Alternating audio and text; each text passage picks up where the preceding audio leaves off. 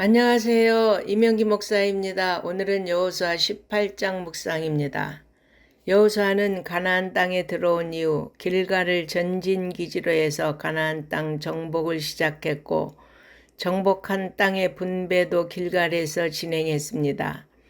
그러나 가나안 땅의 심장부를 어느 정도 장악한 상황에서 더 이상 길갈 진영을 고집할 이유가 없었습니다. 가나안 땅 중심부에 있는 실로가 나머지 7지파에게 기업을 분배해 주는 일에 적합한 곳이었습니다. 그래서 이스라엘 온 회중은 여호수아의 인도하에 실로에 모여 회막을 세웠습니다. 또한 여호수아가 기업 분배의 중간에 회막을 실로에 건립한 근본적인 이유는 유다와 요셉 자손이 기업을 분배받은 상태에서 나머지 7지파가 기업 분배에 소극적인 태도를 보였기 때문이었습니다. 즉 아직 기업을 분배받지 못한 나머지 7지파는 유다와 요셉 자손에게 이미 가나안의 좋은 땅이 돌아가고 산지와 척박한 토지만이 남아있음과 장차 각 지파별로 전개될 정복 전쟁에 대한 두려움으로 인해 기업 분배에 소극적인 태도를 보인 것입니다. 이에 여호수아는 실로에 회막을 세우고 하나님을 예배함으로써 백성들에게 기업 분배에 적극적인 태도를 갖게 하고자 한 것입니다. 여호수아는 7지파 사람들에게 각 지파에서 3사람씩을 선정해 아직 분배하지 않는 가나안 땅을 두루 탐지하게 한 후에 그 땅을 7부분으로 나누어지도록 그려서 가져오라고 지시했습니다. 그러면 하나님의 임재를 상징하는 회막문 여호와 앞에서 제비를 뽑아 각 지파에게 분배하겠다는 것입니다.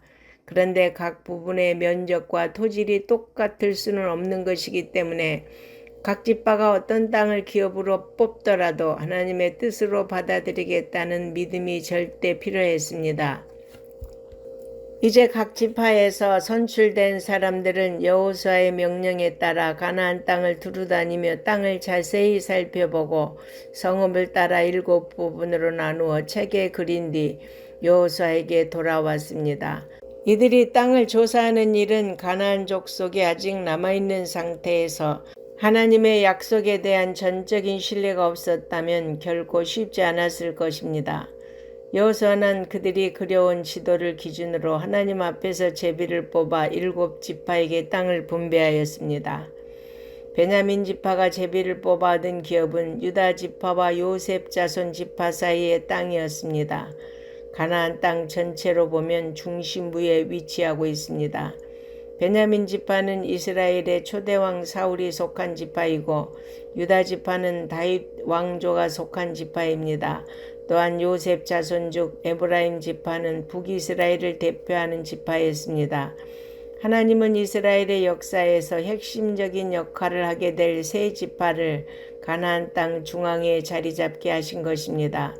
따라서 베냐민 지파의 기업 위치는 제비 뽑기에 따라 우연히 된 것이 아니라 하나님의 섭리와 뜻에 의해 이루어진 것입니다. 우리의 삶도 마찬가지입니다.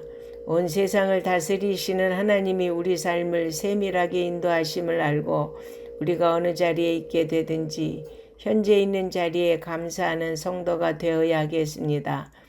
여호수아서의 땅 분배 기록을 보면 그 경계를 매우 상세하게 기록하고 있는데 이렇게 상세하게 기록한 것은 다른 지파의 기업을 침범하지 말라는 것이고 자기 기업을 잘 지키라는 의미입니다.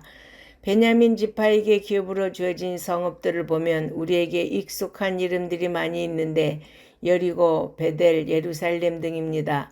이는 모세가 베냐민 지파에 대해 예언했던 말씀이 성취된 것으로 볼 수 있습니다. 자녀에게 약속을 주시고 그 약속을 통해 은혜를 베푸시려는 하나님의 사랑은 지금도 동일합니다. 따라서 우리 성도는 항상 주님의 신실한 약속을 붙잡고 끝까지 신뢰하며 살아가는 복된 삶이 되기를 바랍니다. 아멘.